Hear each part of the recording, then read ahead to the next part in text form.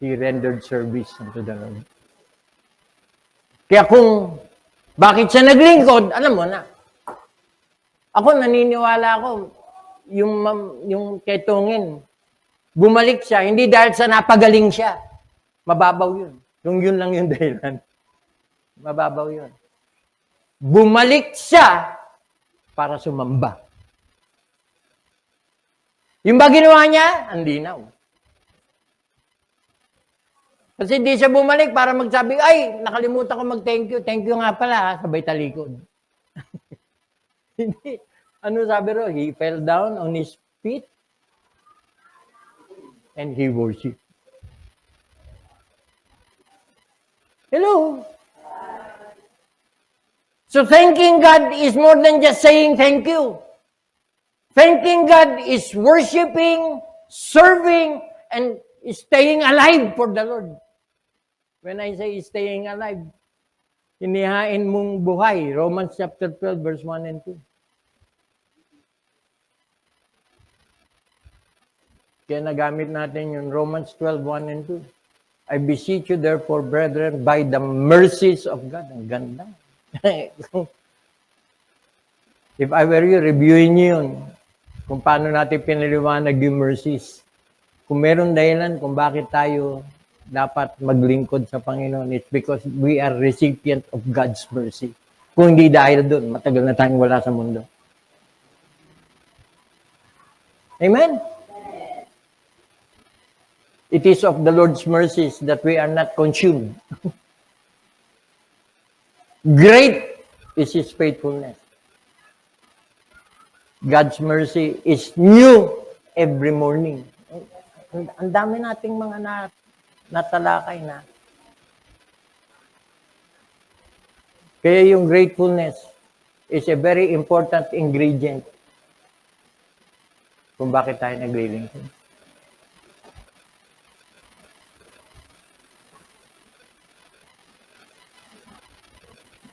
Gratefulness. By the way,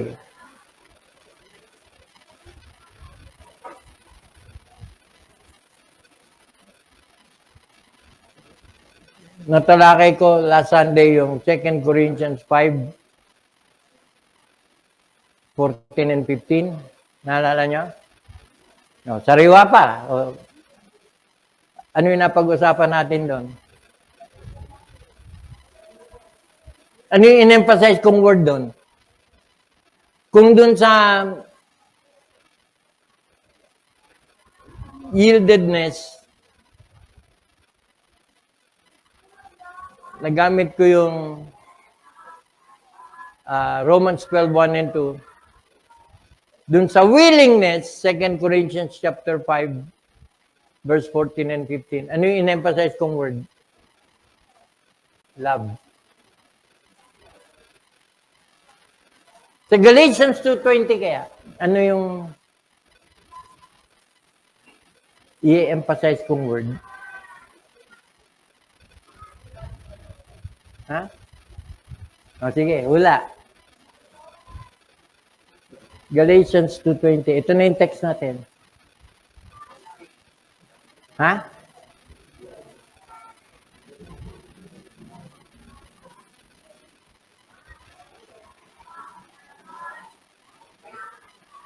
Ano na? Love. Mercies.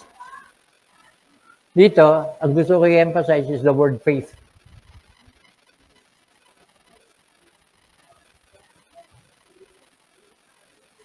Tingnan nyo, out of gratitude pa rin to. I am crucified with Christ, nevertheless I live. Yet not I, but Christ liveth in me. And the life which I now live in the flesh, I live by the faith of the Son of God. Bakit ganun na lang yung motto niya? Na bagamat ako'y nabubuhay, pero ako'y napako na nakasama ni Kristo. At yung buhay na ipinamumuhay ko, hindi ko na ipamumuhay para sa sarili ko, kundi para kanino na? Para sa Panginoon. And the life which I now live in the flesh, I live by the faith of the Son of God. Why? Because He loved me and gave Himself for me. Gratitude. Kung meron mang dahilan mamumuhay tayo para sa Panginoon, it's because niligtas niya tayo. Ayan.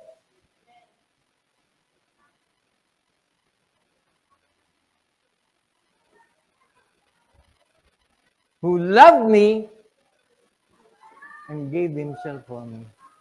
Kaya nga, we love Him because, ayun, ang linaw.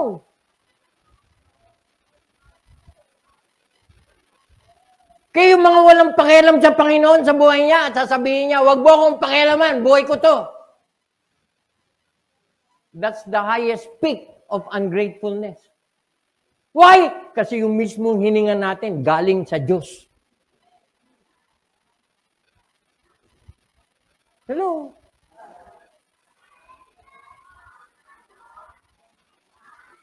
Kaya yung maglingkod tayo,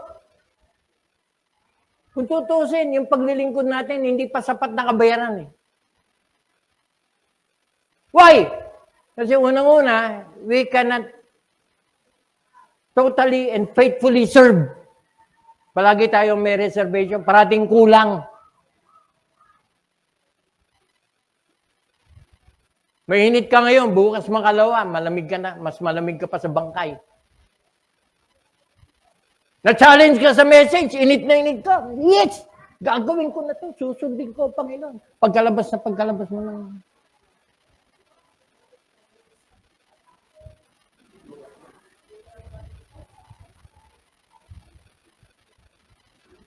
Kulang na, kalabitin ka ng Panginoon. Hello, ano yung promise mo kanina?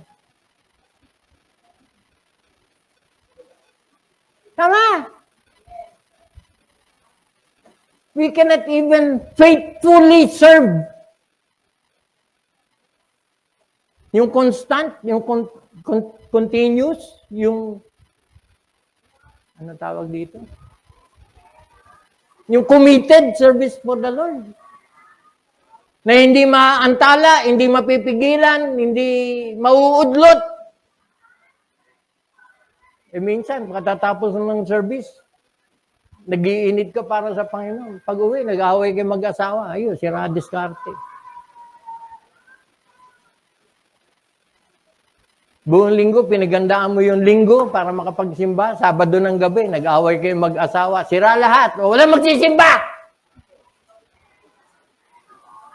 Anong sagot ng isa? O, di wala magsisimba. Sino tinakot mo? Bakit ganun palaging damay ang Panginoon? Tama? Nakaka-relate ba kayo?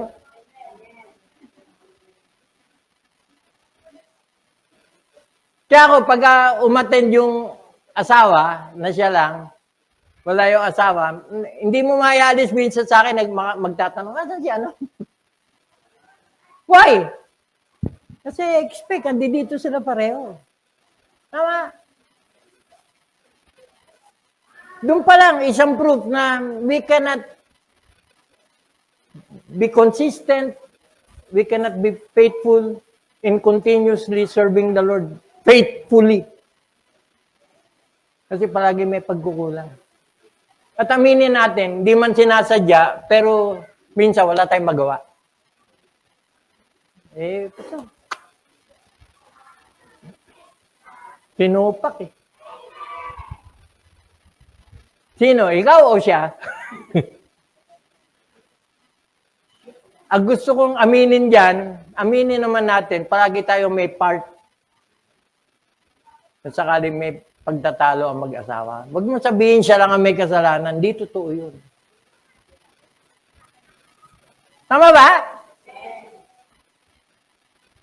Kasi kung talagang siya lang ang may kasalanan, hindi ka apektado. Madaling malaman yun. Init ulo niya. Kaya minsan biro ko, baka ikaw nagpainit. Pero kung titignan niyo itong Galatians 2:20, very familiar ito. I am crucified with Christ. Kung dun sa 2 Corinthians chapter 5 verse 14, yung for the love of Christ constraineth. Pinaliwanag ko yung word na constraineth. Ibig sabihin yan, pumipilit. Ano yung pumipilit sa isang Kristiyano para maglingkod sa Kanya? Sa Panginoon? Ano yung pumipilit? Oh. Yun yung tamang pamimilit. Ang ibig sabihin nun, kung meron man nagmo-motivate dun sa tao, it is the love of Christ.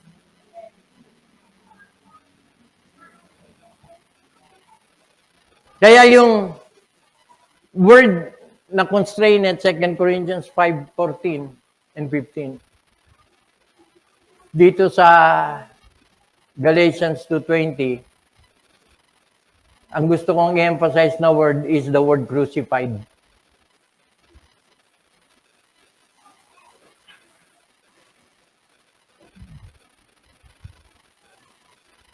Ito, hindi ito masyadong na ipapaliwanag. Hindi ko alam kung dun sa preaching nabigyang diin ko yung meaning ng crucifixion. Kasi, ano dating sa inyo ng crucifixion? I am crucified with Christ. Ano dating sa inyo?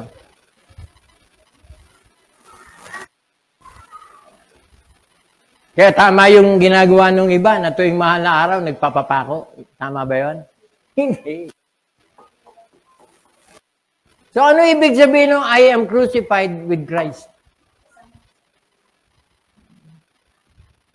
Kasama ka sa paghihirap. Gamitin ko yung word na karamay ka, nakisama ka, nakiisa ka. Kasi ba, namuhay ba ng perpekto si Kristo na walang problema? Walang suffering? Lahat ng paghihirap, dinanas niya.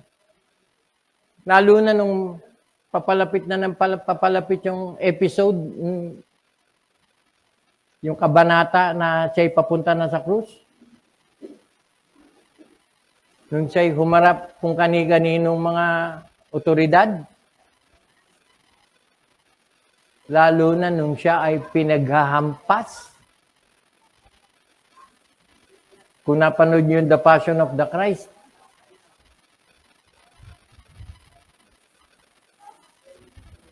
marami habang nanonood ng pelikula na yun, umiiyak. Why? Kasi hindi biro yung pinagdaanan ni Kristo. Kaya yung I am crucified with Christ, hindi lang yan yung kabanata na nakapako na siya sa krus. Hindi lang. Kasi nung nakapako na siya sa krus, marami siyang paghihirap na dinanas bago pa yun.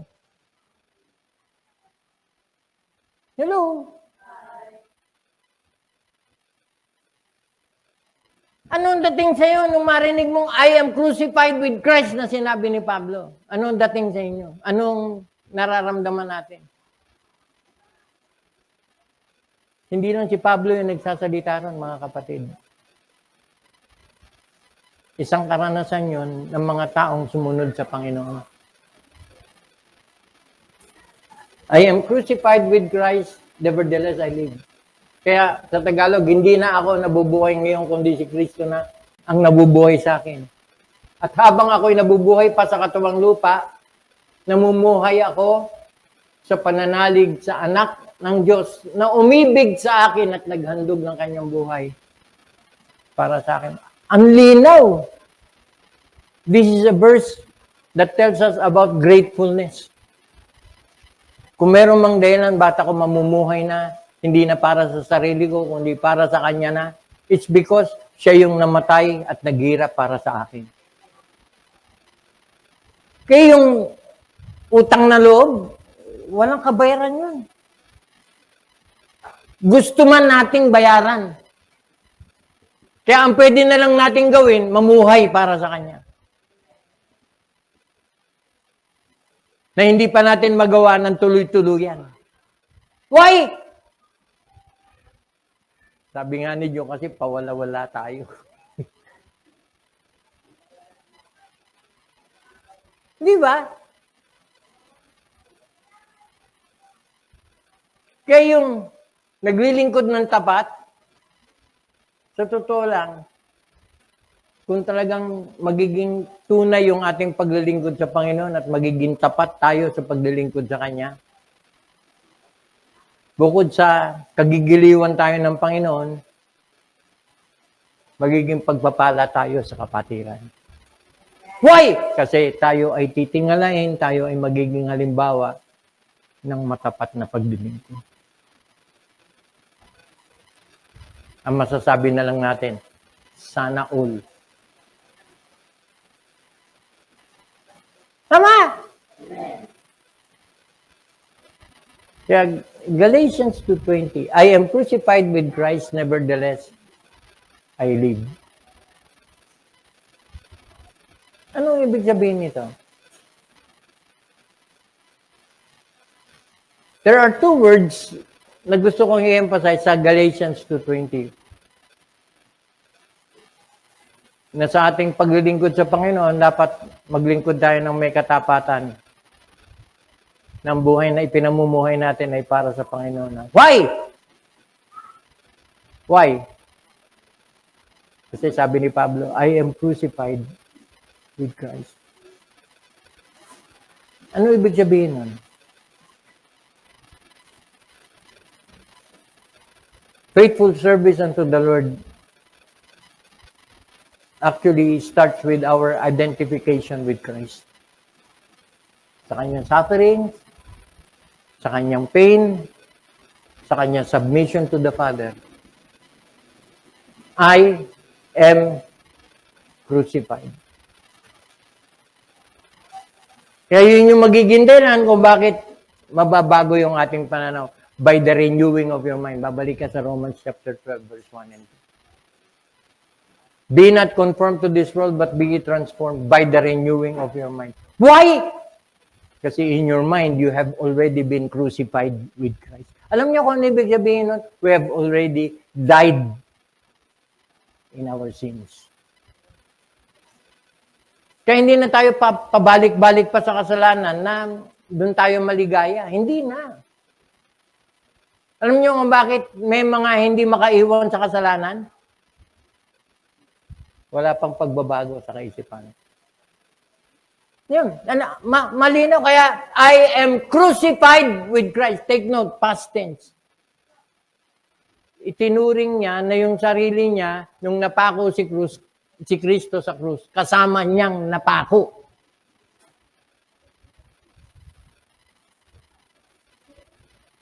Kaya you don't mind kung may mga paghihirap, you don't mind kung mayroong mga pagdurusan darating. Why? Kasi kasama sa buhay Kristiyano yun. Kaya hindi ka nagre-reklamo. Kung kailan ako naging Christian, naging pahirap naman buhay. Hello! Sinisisi mo na naging Christian ka? Pwede ba yun? Yes. Kung kailan ako naging Kristiyano. Dati, problema ko, hanggang dito lang. Ayun, ito, lunod na ako. Alam mo ba yung sinasabi mo, kapatid? I am crucified with Christ.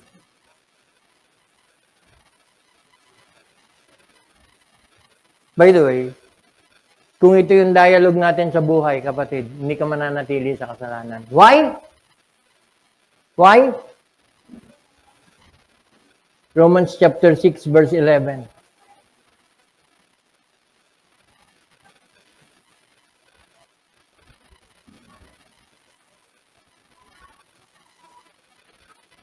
Likewise, reckon ye also yourselves to be dead indeed unto sin, but alive unto God through Jesus Christ, our Lord.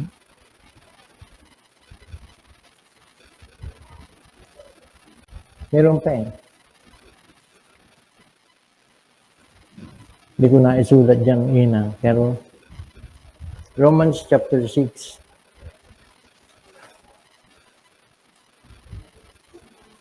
Look at verse 6.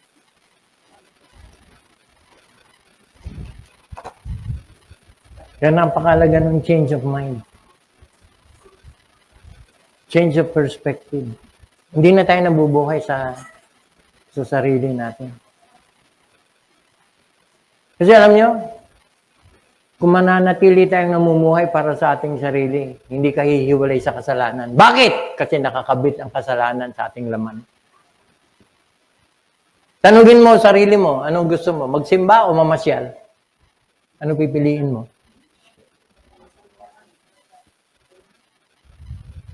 Hello? Kung papipiliin mo ang sarili mo, manalangin o makipaghuntahan, makipagkwentuhan sa mga hot topics na pinag-uusapan, ano mas masarap gawin? Ha?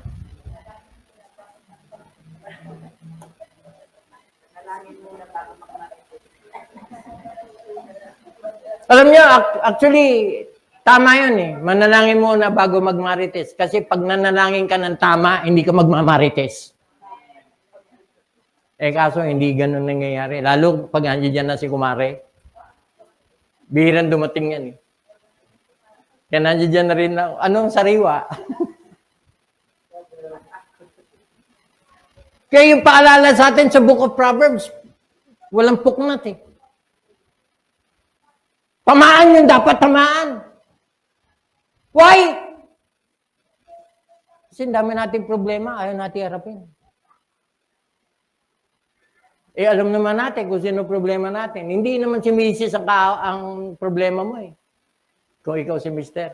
Kung ikaw naman si Mrs., hindi naman si Mr. yung kaaway mo. Ang problema mo. Ikaw mismo. Sarili mo mismo.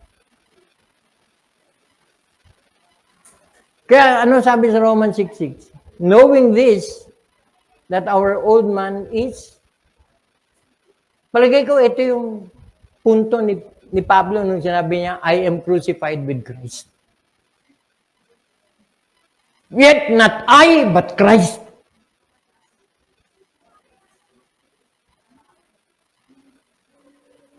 Napako na ako. Sa mga nagmamarites, sino yung pinapako nyo sa krus? Hindi naman sarili.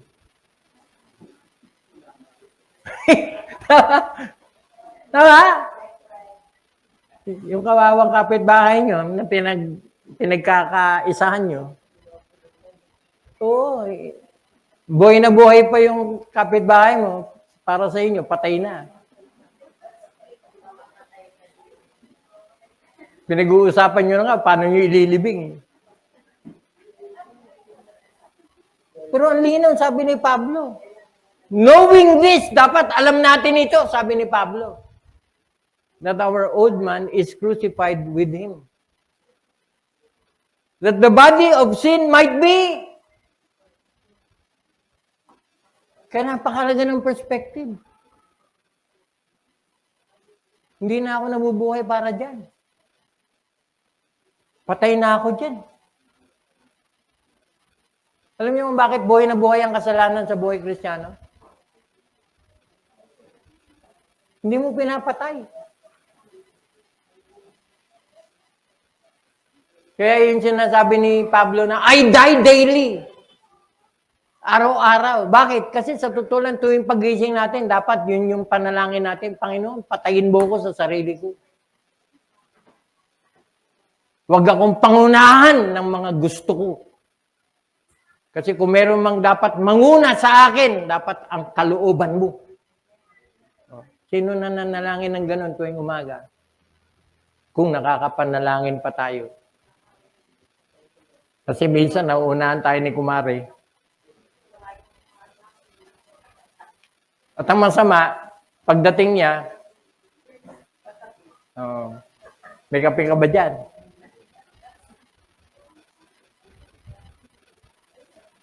That the body of sin might be destroyed. Ito, gustong-gusto ko itong word na ito. That henceforth.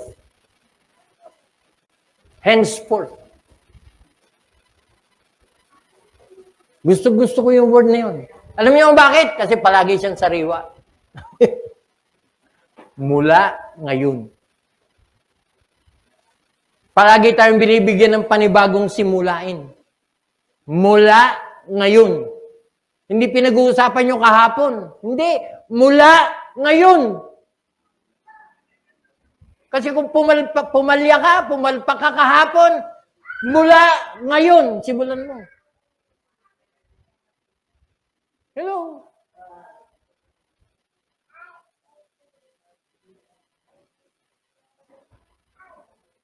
Nag-away kayo mag-asawa kahapon. Mag-aayos kayo ngayon. Mula ngayon. Tama. Simulan natin tama. Parang ito yung umpisa natin. O, baka pilosopo yung asawa mo, sasabihin sa'yo, palagi na lang tayong ganito. Hindi, basta mula ngayon.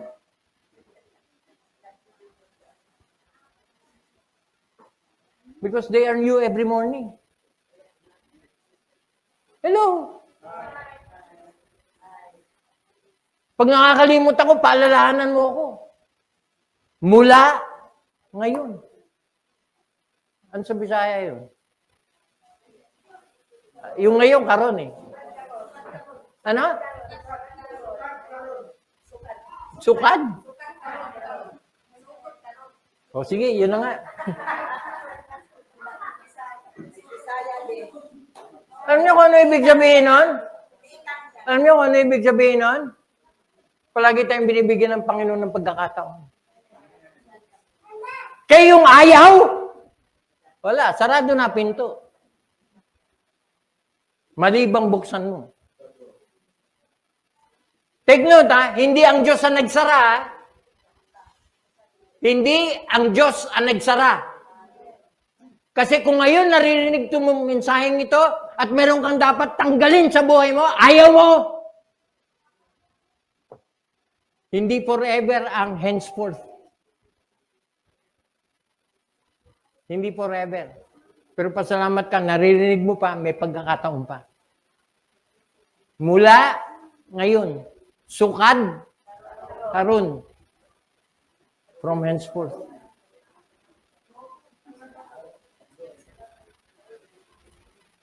The body is dead because of sin. Hindi na.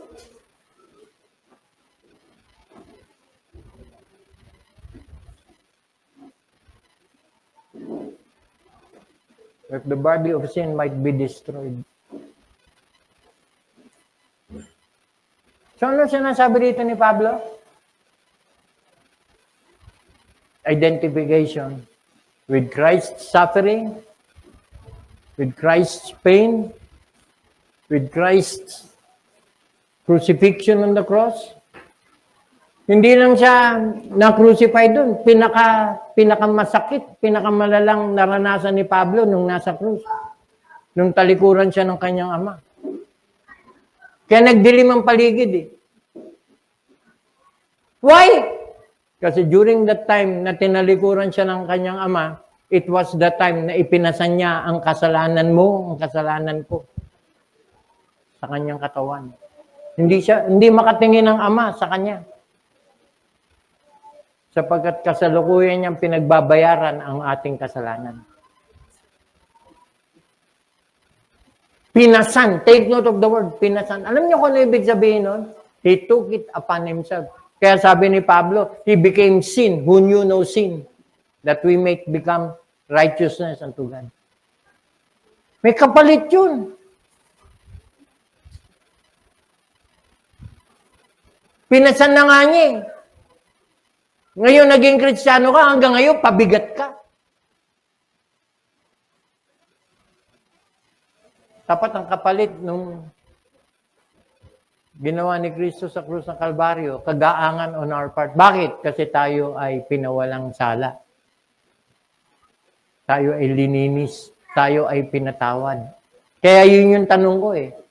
Doon sa nagsasabing naligtas ako sa biyaya, pastor. Kaya hindi ko kailangan sundin ang kautusan.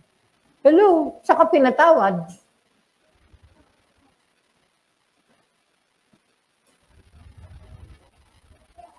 I am crucified with Christ, nevertheless I live. There is a second thing about this, Galatians 2:20. Yet not I, but Christ liveth in me.